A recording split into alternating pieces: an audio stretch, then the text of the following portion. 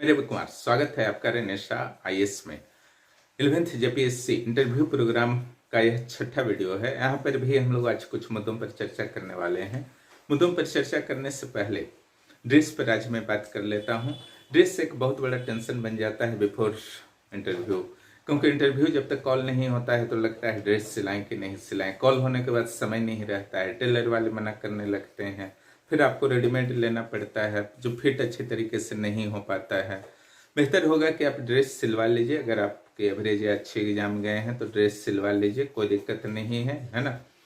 क्योंकि अभी आप सिलवा लेंगे तो बाद में इस हेडेक से बच जाएंगे। जहां तक कलर का बात है कि किस टाइप का आपका पहना जाए, तो पैंट देखिए डीप कलर का आपका चलेगा, ब्लैक चल सकता है, ब्लू चल सकता है, ग्रे चल सकता है। शर्ट जो है प्लेन आपका चलेगा, स्काई ब्लू चल सकता है, हल्का ब्लू प्लस व्हाइट भी चल सकता है, प्लस जो भी इंटरव्यू में चला करते हैं किसी कलर को आप यूज कर सकते हैं। टाई को आप यूज कर सकते हैं। हमारी सलाह रहेगी कि आप यूज करने का प्रयास कीजिए, है ना, क्योंकि सिविल सेवा के इंटरव्यू में टाई को यूज किया जाता है। अगर आप आदी नहीं हैं टाई के तो थोड़े से प्रैक्टिस कर लीजिए पहन वहन के। जो आते हैं उनके लिए तो कोई दिक्कत नहीं है। महिलाओं के लिए दो ऑप्शन हैं, एक सूट दूसरा साड़ी। तो वहाँ पर जो भी आपको बेहतर लगता है उसको आप सिलेक्ट कर सकते हैं और अभी निर्णय ले लीजिए कलर क्या क्या होना चाहिए इंटरव्यू के लिए, चाहे महिलाएं हों या पुरुष अभ्यर्थी हों। उसके लिए जो पहले इंटरव्यू दे चुके हैं उनके फोटोज वगैरह में देख सकते हैं कि उन लोग कौन कौन से कलर पहने हैं। वहाँ पर जो आपको सूट करता हो, जो कलर बेहतर लगता हो उसको आप सिलेक्ट कर लीजिए। ज़्यादा टेंशन उसको नहीं लेना है। आइडियल वाले में एक समस्या आता है कि आदर्श क्या रहे। कभी कभी आदर्श से भी प्रश्न बन जाया करते हैं इंटरव्यू बोर्ड के समक्ष। तो आदर्श आपको बहुत ही पॉपुलर व्यक्ति को नहीं चुनना है। देखिए ये सब चुना नहीं जाता है आदर्श हॉबी, लेकिन इंटरव्यू के अनुसार कुछ रणनीति तो बनाना ही पड़ता है। आदर्श माता को चुन सकते हैं, पिता को चुन सकते हैं, किसी प्रसिद्ध व्यक्तित्व को चुन सकते हैं। ऐसे व्यक्ति को चुनिए जिसके बारे में सीमित इंफॉर्मेशन उपलब्ध हो बोर्ड के पास। एकदम ऐसे व्यक्ति को भी आदर्श के रूप में आपको नहीं रखना है जिनके बारे में कोई इंफॉर्मेशन ही नहीं हो, है ना। तो फिर आपका तो प्रश्न बनेगा नहीं, आपका यह उद्देश्य अपूर्ण रह जाएगा। इसलिए ऐसे व्यक्ति को चुनना है जिनके बारे में सीमित इंफॉर्मेशन हो। बहुत ज़्यादा इंफॉर्मेशन वाले व्यक्तियों को अगर आप आदर्श के रूप में चयनित करते हैं तो निश्चित रूप से थोड़ी सी समस्या आ सकती है। अपने आप को भी चुन सकते हैं, लेकिन इस सबसे कठिन पक्ष होगा आपका अपने आप को क्यों आपने आदर्श बनाया, उसके लिए थोड़ा सा ज़्यादा बेहतर तैयारी करना होगा। हालांकि नोट्स मैंने दे दिया है कि अगर अपने आप को आप आदर्श चुनते हैं तो क्या बोलना है। यहाँ पर भी समय रहेगा तो मैं बताऊंगा। आज जो हम लोग चर्चा करने वाले हैं आपराधिक कानून और सुप्रीम कोर्ट का जो डिसीजन आया है सब क्लासिफिकेशन के बारे में, उन दो मुद्दों पर आज विशेष रूप से चर्चा करेंगे। ये दोनों मुद्दे जो हैं बहुत ही इंपॉर्टेंट आपके सिविल सेवा के लिए होने वाले हैं। खास करके अगर आप डीएसपी पहले दूसरे तीसरे में रखे हैं तो आपराधिक कानून को अच्छी तरीके से तैयारी करके जाएंगे। आपराधिक कानून जैसा कि आपको पता है 1 जुलाई 2024 से कई बदलाव इसमें कर दिए गए हैं। नाम बदल दिए गए हैं, सेक्शन बदल दिए गए हैं, सेक्शंस में की संख्या में भी कमी या वृद्धि कर दी गई है। इसलिए आपको इसका अच्छा से तैयारी कर लेना है। तो अब तो आपराधिक कानून आपका काफी विशाल है। इस स्थिति में कंफ्यूजन हो सकता है कि आखिर इसमें तैयारी क्या किया जाए।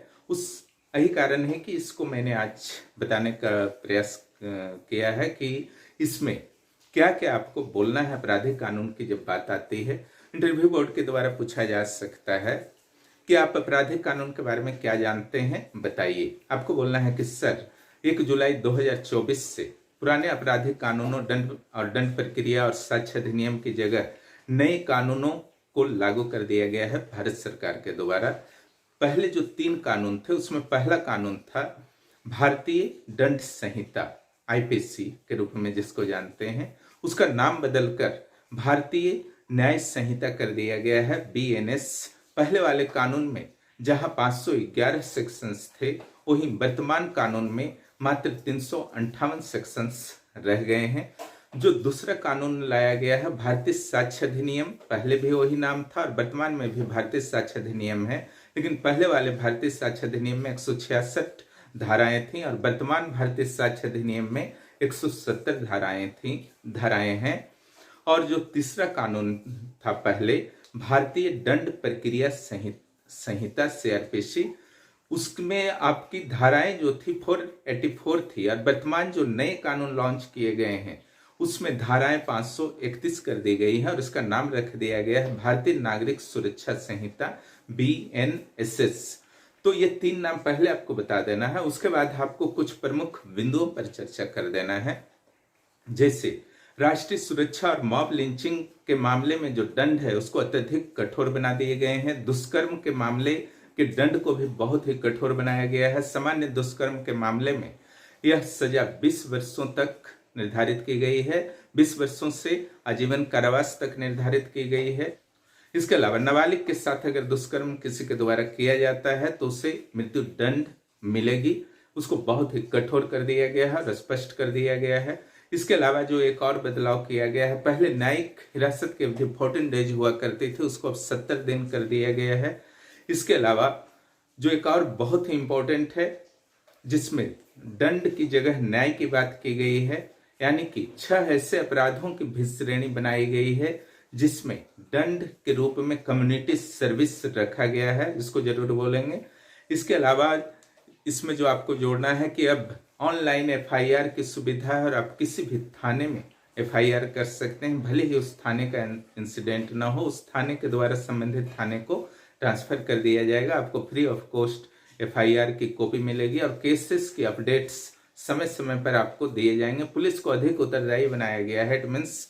उसके अलावा डिजिटल और ऑनलाइन मोड को महत्व दिया गया है इसमें। अगर इतना पॉइंट्स आप बोल देते हैं तो काफी है भारतीय आपराधिक कानून के संदर्भ में, और इतने पॉइंट्स को आप जरूर याद रखेंगे। अब हम लोग आते हैं अगले टॉपिक पर, सब क्लासिफिकेशन।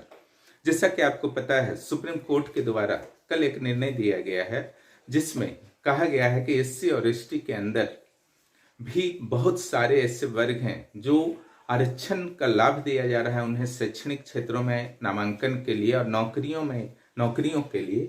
उसमें कुछ वर्गों ने विशेष रूप से अधिक लाभ उठा लिया है और लगातार यह प्रक्रिया लंबे समय से जारी है। जो वर्ग लाभ उठा लिए हैं वही वर्ग बराबर अभी भी ज्यादा लाभ उठा रहे हैं, और ऐसे वर्ग जिनको शुरू से लाभ नहीं मिला आज भी लाभ नहीं उठा पा रहे हैं, क्योंकि लाभ उठाने वाले वर्ग लंबे समय से लाभ उठाने के कारण आर्थिक रूप से, सामाजिक शैक्षणिक दृष्टि से थोड़ा सा सुदृढ़ हो गए हैं। इसके कारण अगली पीढ़ी को बेहतर निर्देशन दे पा रहे हैं, बेहतर शिक्षा दे पा रहे हैं और वो ज्यादा लाभ निरंतर उठा रहे हैं। इसलिए एक उप विभाजन होना चाहिए SC और ST के आरक्षण के अंदर, जिसमें अभी तक जिस वर्ग ने लाभ नहीं उठाया है उनको अधिक परसेंटेज, उसके अंदर ही परसेंटेज, कोटा के अंदर कोटा दिया जा सकता है। लेकिन सुप्रीम कोर्ट का गाइडलाइन है उचित तरीके से इसका डाटा कलेक्शन कर लिया जाए पहले, और दूसरा 100% आरक्षण किसी भी समूह को SC या ST के अंदर देना संभव नहीं होगा, और ये पूरी तरीके से अधिकार होगा किसका, राज्य सरकार का होगा। इट मीन्स यहाँ पर कुछ कंफ्यूजन को आप क्लियर कर लीजिए। राज्य सरकारों के लिए डिसीजन है सुप्रीम कोर्ट के द्वारा, केंद्र सरकार के लिए नहीं है। इसमें क्रीमी लेयर का कोई भी विचार नहीं किया गया, सिर्फ चर्चा किया गया कि ऐसा अगर होता है तो क्रीमी लेयर पर भी विचार कर सकती है राज्य सरकारें। यह क्रीमी लेयर के संदर्भ में कोई भी डिसीजन नहीं था, सिर्फ चर्चा किया गया है। सुप्रीम कोर्ट के द्वारा सिर्फ कहा गया कि उचित डाटा कलेक्शन करने के बाद SC और ST के अंदर आप उप विभाजन कीजिए, और जिनको अभी तक आरक्षण का लाभ पर्याप्त नहीं मिला है, जिनके प्रतिनिधित्व पर्याप्त नहीं है, उनको आप कोटा के अंदर कोटा कीजिए, कोटा के अंदर कोटा प्रदान कीजिए, ताकि उनकी भी सामाजिक, शैक्षणिक और आर्थिक स्थिति में सुधार हो सके। 2004 में कुछ ऐसा ही मामला आया था जिस समय सुप्रीम कोर्ट ने स्पष्ट कर दिया था कि SC और ST जो है एक समूह है, इनका उप विभाजन नहीं किया जा सकता है। अगर ऐसा उप विभाजन किया जाता है तो यह article 341 for SC, 342 for ST उसका उल्लंघन होगा। लेकिन 2004 के अपने इस फैसले को ही सुप्रीम कोर्ट ने पूरी तरीके से रिवर्स कर दिया। हो सकता है कि सुप्रीम कोर्ट के समक्ष उस समय जो मामले आए थे, सुप्रीम कोर्ट को ऐसा प्रतीत हुआ हो कि उस समय ऐसी परिस्थितियां नहीं थी।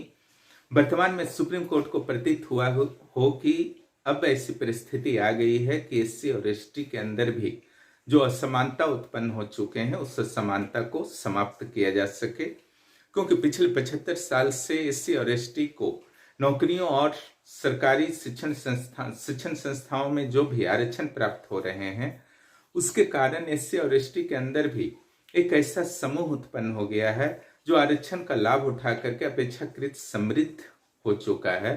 75 साल में ऐसा एक समझ सकते हैं कि दो वर्गों का विकास हो गया है, जिसमें एक समृद्ध वर्ग है और एक वंचित वर्ग का विकास हो गया है।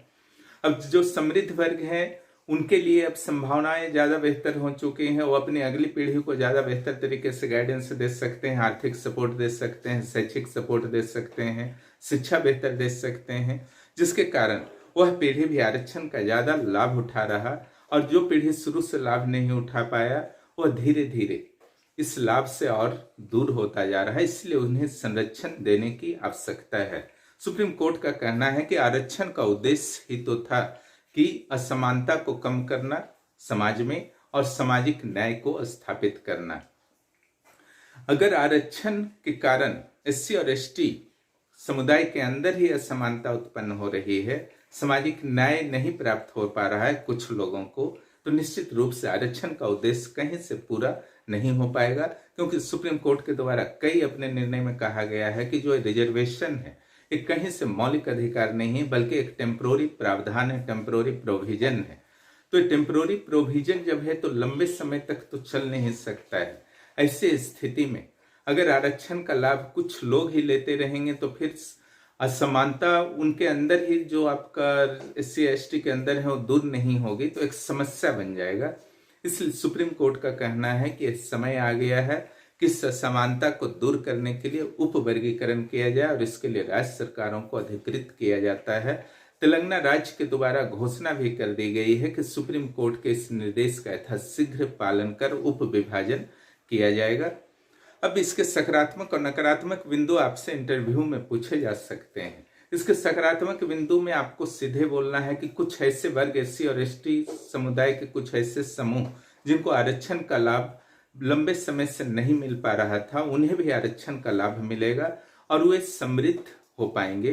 दूसरा जो पॉइंट है कि आरक्षण का उद्देश्य होता है सामाजिक न्याय स्थापित करना और सामाजिक समानता स्थापित करना।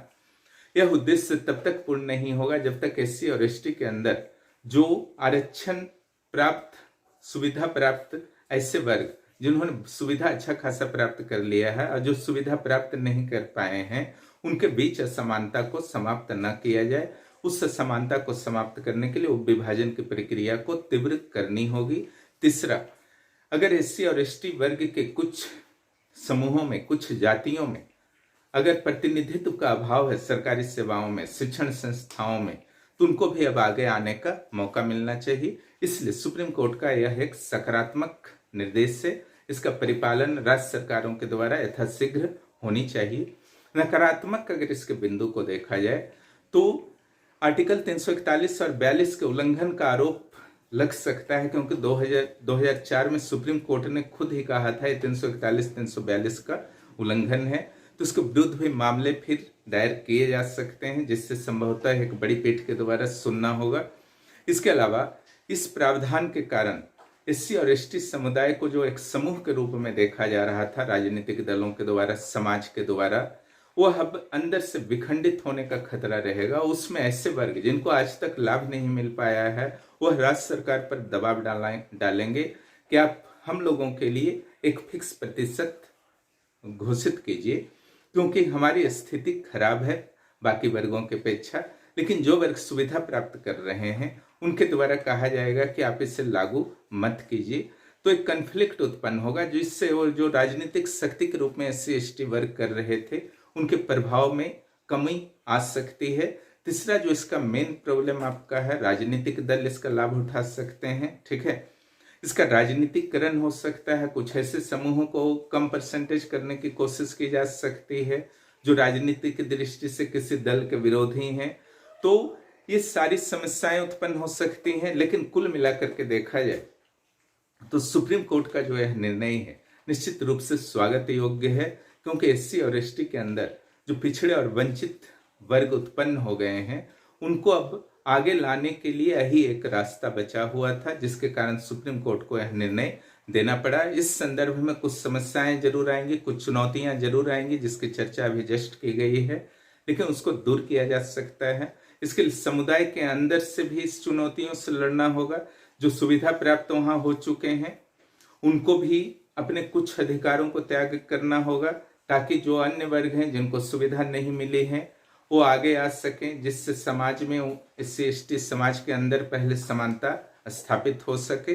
और दूसरा, सरकार को भी इस चीज को ध्यान रखना होगा कि कोई भी निर्णय डाटा आधारित लिया जाए, सुप्रीम कोर्ट के निर्देशों के आधारित लिया जाए, इसका राजनीतिकरण किसी भी हालत में ना हो। तो इन्हीं मुद्दों से आपके रिलेटेड प्रश्न इंटरव्यू बोर्ड के द्वारा पूछे जा सकते हैं और आपको इसी तरीके से उत्तर देना है। उत्तर देने के दौरान घबराना नहीं है। जो भी आपका पॉइंट्स यहाँ बनता है, जो भी इंटरव्यू में प्रश्न बन सकता है, बनेगा 100% यहाँ से आपके प्रश्न आने वाले हैं। मेंटली रेडी रहिए, बनेगा प्रश्न, उसके लिए आपको उत्तर देना है। और सारे पॉइंट्स को मैंने बता दिया है। कुछ और मुद्दों पर अगले क्लास में चर्चा करेंगे। जो हर दिन इस तरीके का डिस्कशन चाहते हैं 11th JPSC इंटरव्यू प्रोग्राम के लिए, हर दिन रात 9 बजे क्लासेस चलते हैं। 9661163344 पर मैसेज करके आप पेड ग्रुप को ज्वाइन कर सकते हैं। इसके अलावा 14th JPSC का फाउंडेशन बैच भी शुरू हो गया है, आंसर राइटिंग भी शुरू हो गया है, उसको भी आप लोग ज्वाइन कर सकते हैं। उसमें आपका PT का क्लासेस शुरू हो चुके हैं, मेंस के क्लासेस और आंसर राइटिंग क्लासेस भी शुरू हो चुके हैं। अगर 14 JPSC में आपको फाइनल रिजल्ट में अपना नाम लाना है तो अभी से प्रयास करना होगा। इंतजार करेंगे तो फिर पीछे पड़ जाएंगे। क्लियर? हालांकि जिनका इंटरव्यू है अभी थोड़ा इंतजार कर लीजिए, लेकिन जो जिनका इंटरव्यू नहीं है और टारगेट में है आपका 14 JPSC, तो अभी से तैयारी कीजिए। CDPO मेंस जो देने को आज से शुरू हुआ है, CDPO मेंस हिंदी आज हो चुका है। एक ही जगह सेंटर दिया है, साईनाथ यूनिवर्सिटी में। जो दे रहे हैं उनको बहुत बहुत शुभकामनाएं। कल GS पेपर है, परसों LSW और प्लस अदर ऑप्शनल के पेपर हैं। उसके बाद 7 तारीख से आपका इंटरव्यू प्रोग्राम शुरू हो जाएगा यहाँ पर। तो बिना लेट किए आपको 7 तारीख से अपने इंटरव्यू की तैयारी CDPO के लिए शुरू कर देनी है, क्योंकि उसकी तैयारी भी आपको करनी होगी। अभी 50 मार्क्स उसका बचा हुआ है। जो भी इस चैनल पर नए हैं, चैनल को सब्सक्राइब करें, दोस्तों को भी इस चैनल के बारे में जरूर बताएं। फिर मिलते हैं अगले वीडियो में। बहुत बहुत धन्यवाद।